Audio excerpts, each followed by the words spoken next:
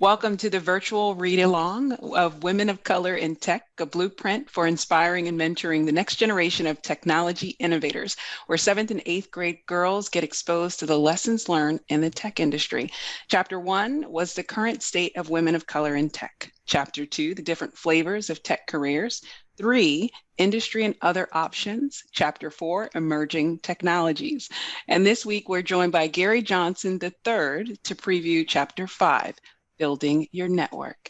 Garry's the program manager and experience designer at Venture Cafe Philadelphia. There, he organizes weekly programs to connect innovators to making things happen. Before joining Venture Cafe, Garry launched the first Founders Accelerator, which is a 12-week startup bootcamp preparing underrepresented entrepreneurs for success in the innovation economy. Garry, welcome.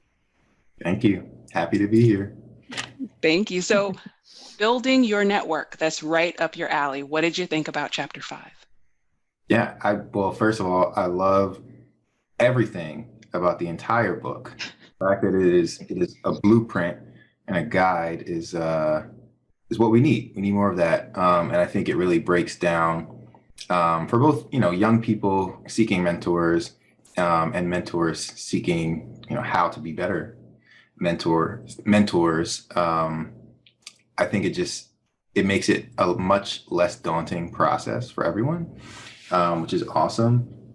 And then to speak about just Chapter 5 about building your network, like your network is your net worth, as I've heard, as I've sort of come up. And I love how in the book, there are sort of different methods for going about building that network, both, online and offline. And there's even a section that sort of says, accelerators are a great way to gain access to mentors. So that part definitely stuck out to me.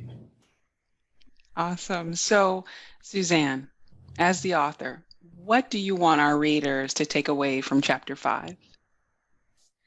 So what I'd like them to take away, and this was a very important lesson for me, is that for as much as it is gaining the skill and gaining the knowledge of the tech careers and the skills that are going to make you valuable, you need others to be successful. You can't do it alone. You need your mentors who are going to give you the necessary career advice. You need your sponsors who are going to be the people advocating for you to be promoted and look at certain opportunities. And you need your community for when things eventually get tough and rough, the people who are going to tell you, I got you, this is going to be okay. So as much as it is dependent that you develop that technical skill and all of these other great skills, you do need to devote that time to develop those relationships as well. So one of the things I love is how you talk about how to deal with anxiety and include almost some self-talk that readers can use to help boost their confidence. Garry or even Melina, what is your experience with that anxiety, and what are your thoughts on how Susanne recommends approaching that in the book? I think I would say, and what had also stood out to me in reading the book was, realizing that I think, at least in my early experience, when I first thought of the term networking, I always kind of saw it as like, finding opportunities for yourselves through other people, rather than creating opportunities for each other and supporting each other. And that, I think the anxiety that I would have, and I think I've actually expressed this to you, Ms. Strickland, at some point when I needed your mentorship with GLIST, was, I don't want to, ask too much of this and that person, if, I can't reciprocate it in any kind of way. And I think through reading the book, and especially in the section where we talk about building connections, it made me realize that it's really impossible to have a sustainable connection that's only one-sided. So I think if any of us are afraid of, asking too much without giving back, I think now kind of having the reassurance that when you've made this connection with someone, there's no way that it's not going to be be back and forth, like even something that you may be asking of them. If they're doing it for you, there's something good that may come out of it for them too, like something to maybe add to their resume or to their experience.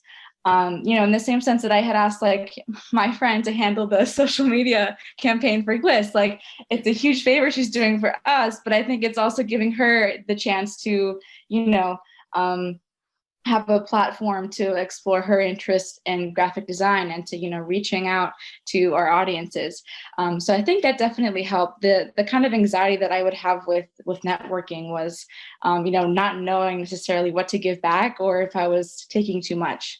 And I think, again, being able to kind of go back and say, well, really, I don't think there's a way you can do that in networking. It's always, it's a network, like it's back and forth.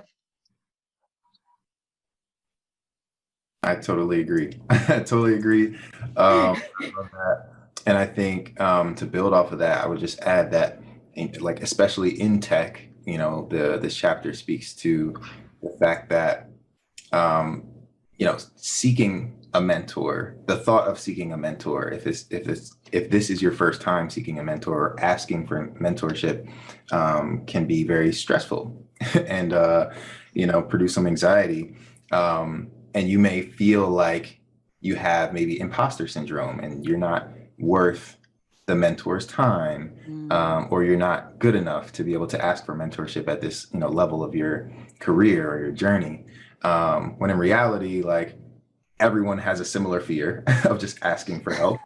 And the reality is that a lot of the people that we look up to are, sort of just waiting, right? Like if you ask for help, they would be like just willing to help you, overjoyed with the fact that you asked for help, honored to support you along your journey.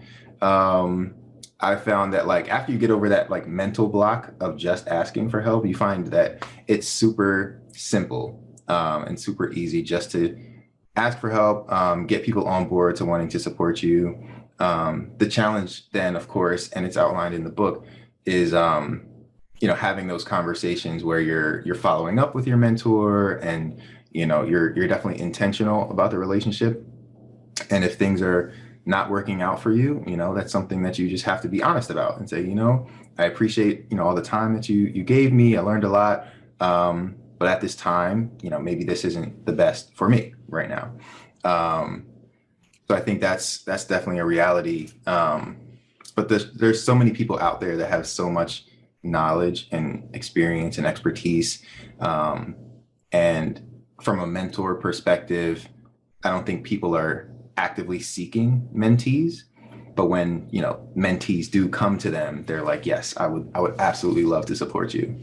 Look at somebody in high school, right? Like, are there people in your family who are in high school who you can reach out to, and maybe they are interested in technology as well? Maybe they're not, but can you reach out to them and let them know what you're looking to learn and that you're seeking a mentor, and maybe they can connect you with somebody who they know who's interested in tech. And then in addition to that, I would say, and Susanne said it too, like don't wait, for a program, and don't wait around for people to respond. Like maybe you've emailed a bunch of people, maybe you've asked for mentorship and you're waiting to hear back. One of the things that I've learned, and I read it I'm pretty sure it was Think and Grow Rich. But look for those mentors who are out of your reach. And who maybe you never develop a real relationship with them. Maybe it's somebody who's an author, maybe it's a celebrity. Can you essentially pretend like that person is your mentor? Can you read, books that they've written? Can you watch their videos? Can you learn from their podcasts, right? And can you, in your mind, think of them as a mentor? And when you need some advice, or you're running into a challenge, think, what would Serena Williams do if she was facing this problem right now, right? Like I read a bunch of books, but when I run into various challenges, and I've read works from people who do similar work to the work that I want to do in the future, I'll say, okay, how would they look at this challenge? What might they do if they were in my shoes right now? And that might give you your sort of next steps while you go out and try to figure it out. I also like what you had said about, as a middle schooler reaching out to a high schooler and asking about tech opportunities. And it kind of, gave me the idea, or at least, to remind, our campers that, you could even reach out to your coding instructor that you had this summer. Because they might, they're either kind of along the same boat as you, or they've been through like what it means to, be a student in high school who's interested in tech or applying to college and whatnot. So I think always remembering, and that, they would love to help you. And that's why they had kind of, signed up to be your instructor in the first place. So that just kind of reminded, I was like, I should point that out. And when in doubt, get an imaginary mentor who's on television, or a book that you read, exactly. right? Yeah. It takes your imaginary friend to the next level. That's extremely powerful, because I mean, in all honesty, I did not have a lot of women of color that were in tech careers that were accessible. So the next best thing is, okay, well, I'm looking at, Kimberly Bryant at Black Girls Code, and, I'm going to try to live her best life as much as humanly possible, like through her talks, through her work and everything else. And it kind of gave me that, kind of guidance on, how do I want to model my tech career. So that's a really powerful thing to do if, unfortunately, access is an issue. I think it's a mix. I do think it's a mix of both. I have a similar experience. No one mentored me or taught me how to start an accelerator. I said, you know what? I'm going to learn from the best. I'm going to pretend like these people who've written books. I'm going to watch their videos. I'm going to do all this kind of stuff. And that is my way of getting the knowledge that I need. So I think you do that. And then in addition to that, there may be people in your life who you just look up to, and like, really, they are like a mentor to you. You've not like formalized it. I think that's fine too. And I think it's okay to like look up to those types of people. Maybe like before you officially make an ask. And maybe at some point you come to them and say, you know what, like, you don't know it, but you are a mentor of mine. Like, I've learned so much just from watching you and learning from your journey. I think that's powerful too. So there's a lot in chapter 5.